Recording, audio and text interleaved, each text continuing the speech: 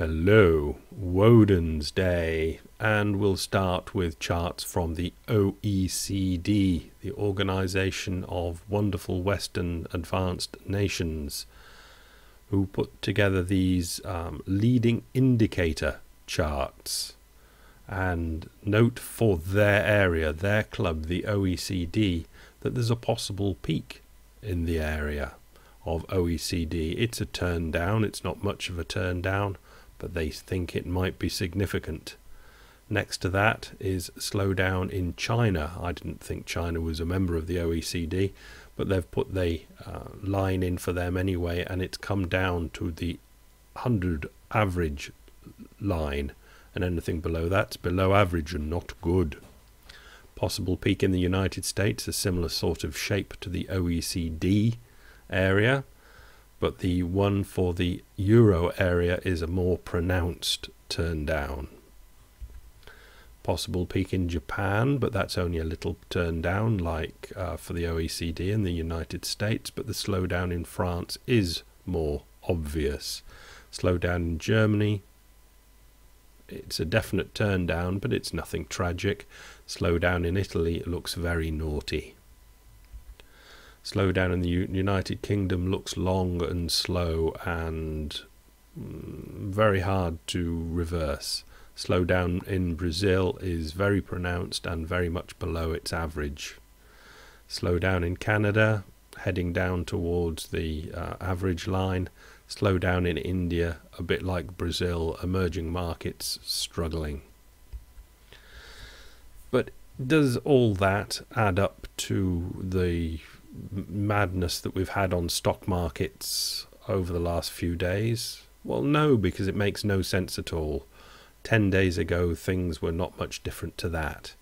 As Lord Keynes said, the stock markets are a pretty girl competition where everybody is just trying to judge what other people think a pretty girl looks like. They're just chasing each other's tails around. Just for information's sake, the last 3 days and how they have compared to past large turndowns, it's in 7th place all time. Oh no, since 1970. Sorry.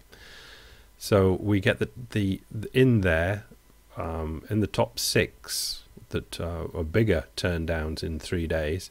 There are 3 of them from the big 1987 turn down, September, wasn't it? September turn down, and 2 of them are from 2008 when this economic incident started, and 1 other from 1998, which was 11.7% turned down in 3 days. I don't remember that one, but that doesn't make any difference.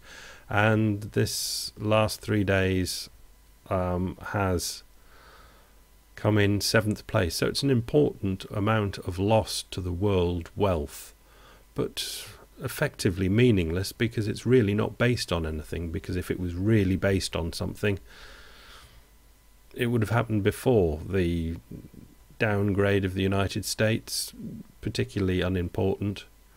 Europe is just grinding itself into dust, but it has been for a long time.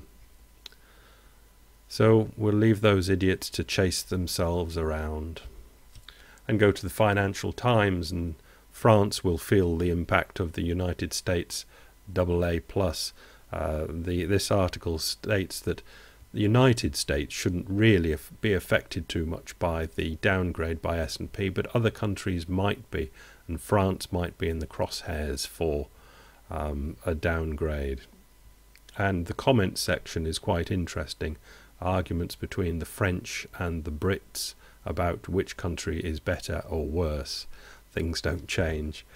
But the writer of the actual article comes into comments and quotes RBS, Royal Bank of Scotland, from one of their papers, which states, "Our view is that the UK is the last liquid AAA bastion.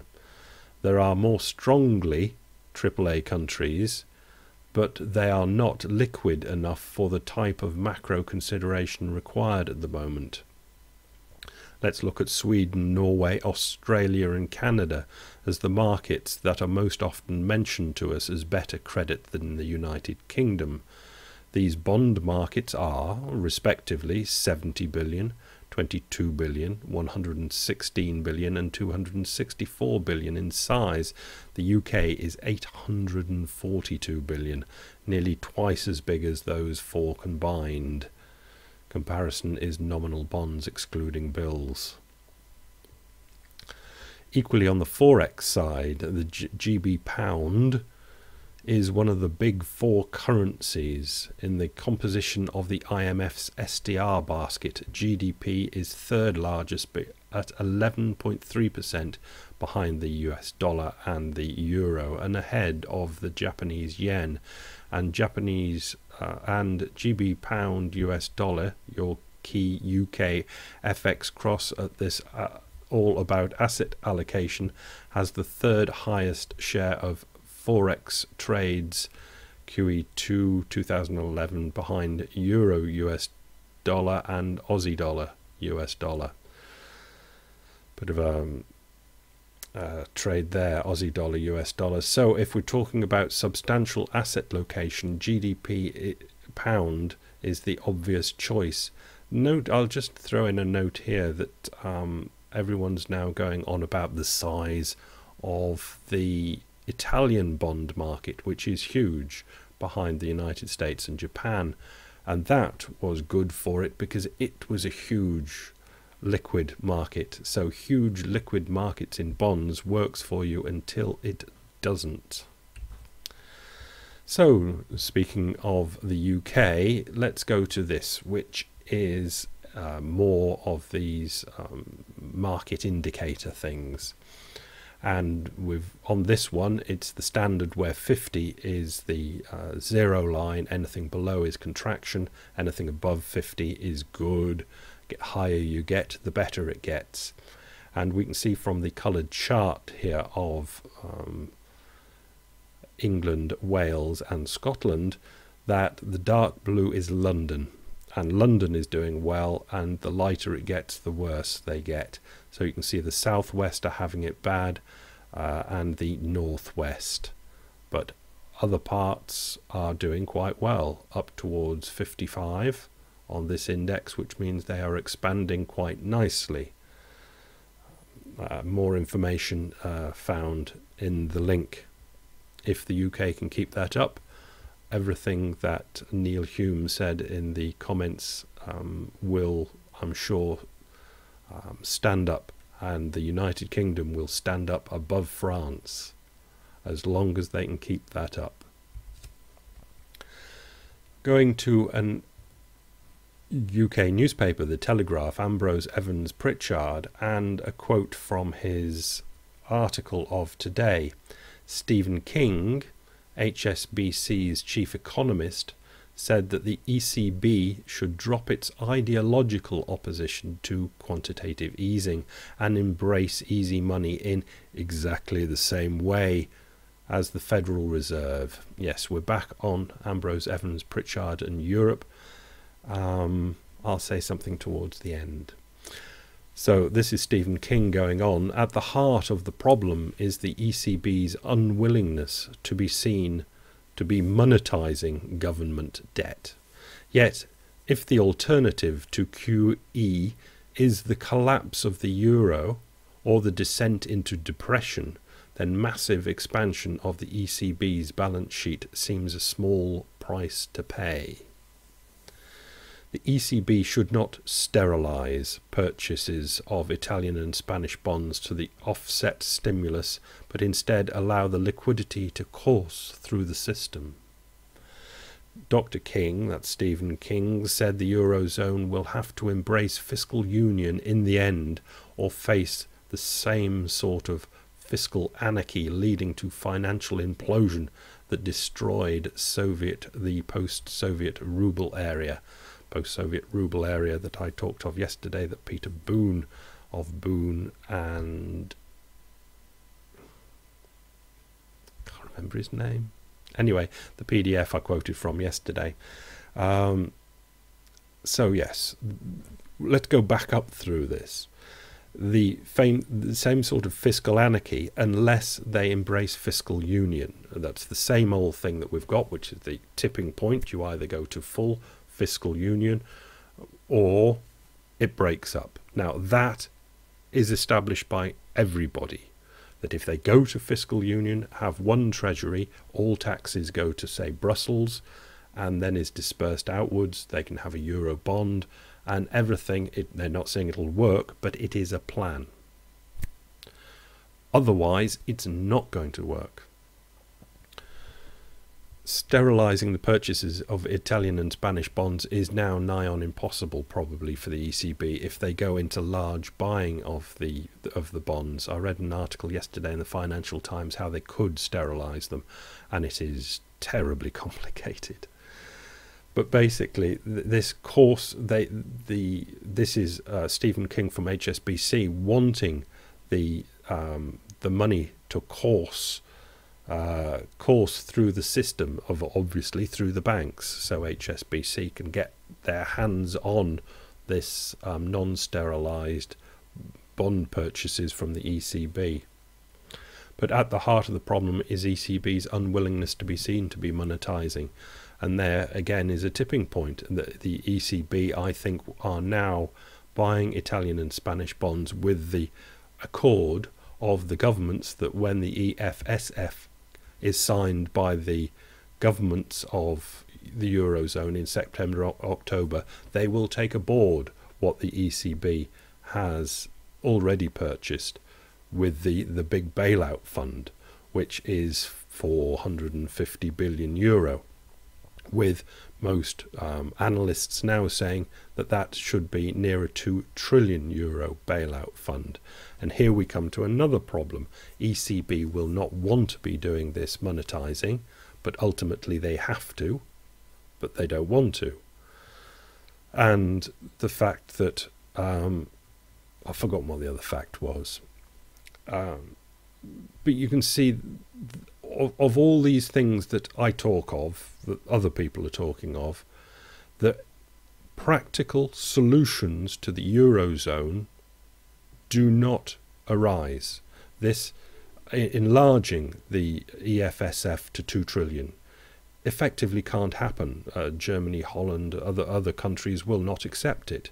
The ECB at the moment will not accept monetizing, just quantitative easing, buying the Italian and Spanish debt. Yesterday, France came under pressure, so they know that they can do Italian debt, Spanish debt, and then what do they do next? French debt. It's untenable, and quite frankly, the only solution is they go to full fiscal integration, but then there is absolutely no guarantee at all that that will work. I better move on.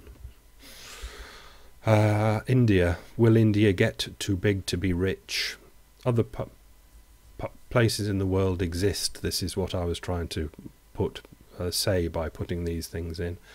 According to the 2011 census, India's population grew to 1.2 billion people in the past decade. It increased by 181 million people, and that is the population of Brazil that it increased by in the last decade. In 2010, India's GDP was the top four in the top four in the world, but its GDP per person was ranked 126 in the world, with US dollar 3,300. It's $10,500 below the world average, making Indians among the poorest people in the world.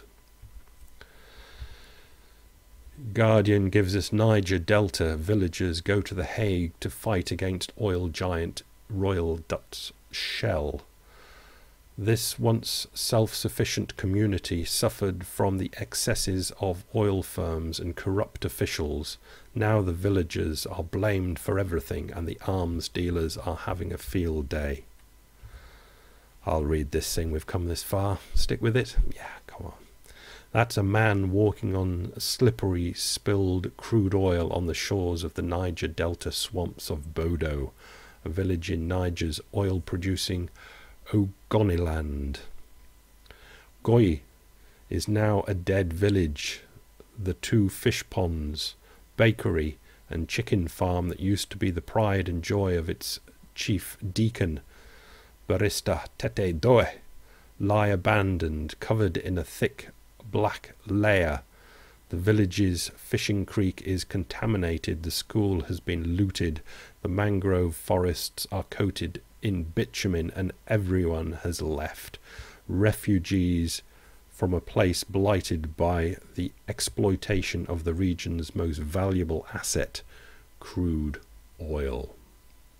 I was going to go on about the price of oil as well, but let's leave it at that and go back to the United States, where all is not right.